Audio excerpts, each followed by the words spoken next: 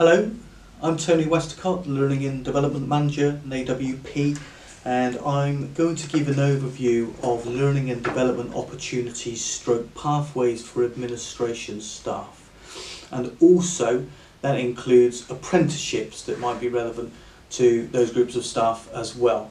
If we start with a typical illustration of what's available for administrators at Band 3, what we've tried to do here is combine those opportunities and courses and e-learning programs that are already available, those that are in later stages of development, and those that will be available in the future when we actually take working groups of administrators together so we can work on certain areas of packages that are bespoke to the needs of those particular staff members. So with the Band 3 you can see that we've got some Microsoft e-learning packages, something around Excel intermediate and advanced packages, personal reliance training, of which we've run quite a few courses already over the last few months with over 120 people actually attending so far.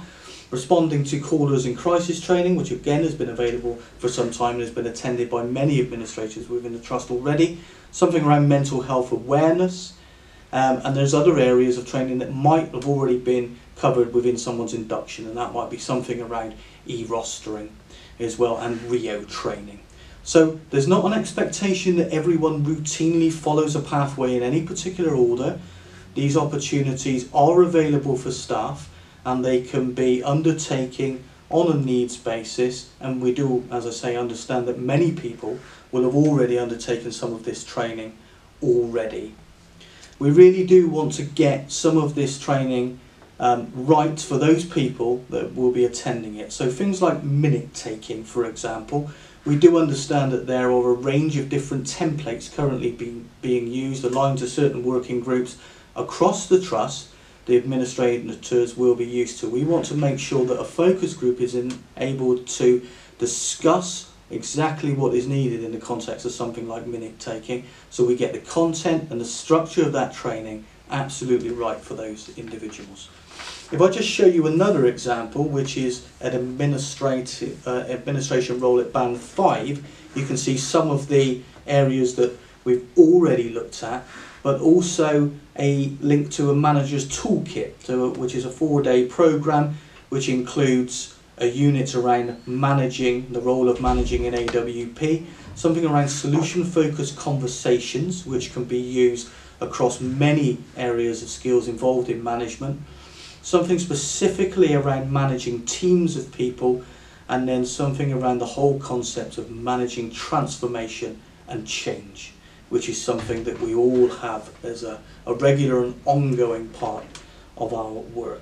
There will also be a specific administration toolkit available for administrators at different bands, which includes some units that align to the manager's toolkit, but more in the specific content for administrators and certainly those that have supervision responsibilities within the Trust.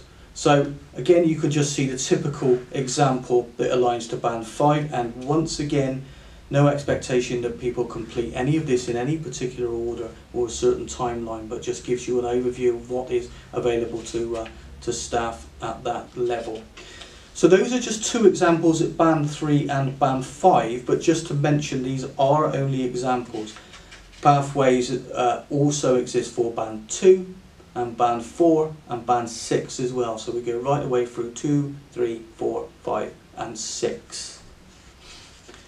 If any of the specific detail within those pathways doesn't align to the needs and development needs of members of staff, you're aware that we have the Workforce Development Fund, and applications of a more bespoke nature can be made via that route, which will be considered on a monthly basis. So these pathway examples don't contain absolutely everything that might want to be attended or undertaken by a member of administration staff.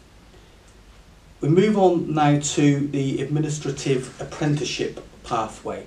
So the idea here is that there are core administration specific apprenticeship programs, the advanced level business administrator at level 3 being one, and 2 levels of customer care standards being others at level 2 and level 3. Again, we're aware that many people have undertaken these or similar programs in the past, or may have vocational qualifications that align to something very similar.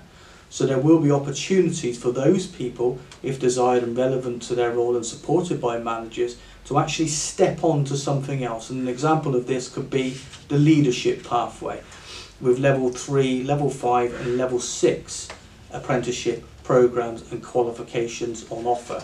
So if we take a brief look at the leadership apprenticeship pathway, you can certainly see with the bottom two, with the team leader supervisor example at level 3, that includes a qualification which is a Chartered Managers Institute full diploma, which can be completed in 12 to 18 months, which then may move on to a Operations Departmental Manager level 5 apprenticeship, which also includes a CMI diploma at level 5. There's also an Associate Project Manager at level 4, which again includes an International Project Management Association level D full diploma qualification around project management. That's been included because we're very aware that the skills and expertise within many administration roles does include a lot of exposure and direct work with project management. And the top 2 examples you'll also see here along the level 5 are a full level 6 degree in management and also the level 7 master's degree. So you can see how that pathway can move right the way through from level 3 through to level 7 at master's level.